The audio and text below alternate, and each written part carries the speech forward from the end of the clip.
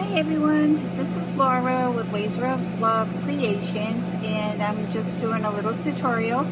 I just engraved and cut on my whiteboard here, and as you can see, there's pretty much a lot of char on there on the white surface, which is not the look I'm looking for. So what I found that's really convenient is that before I take my designs out of my glow forge tray, the honeycomb tray here, I sprayed my rag with some window spray, and if you notice, you just go right in here and you can see that it's cleaning everything up.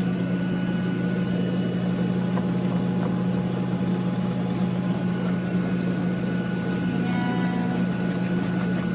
you can see how fast this is. Looks like I'm going to have to get more on here, and then you can just go back. See what a great job this does.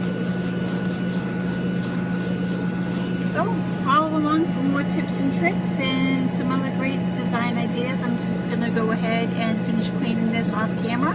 Hope you have a great night, guys. Bye bye.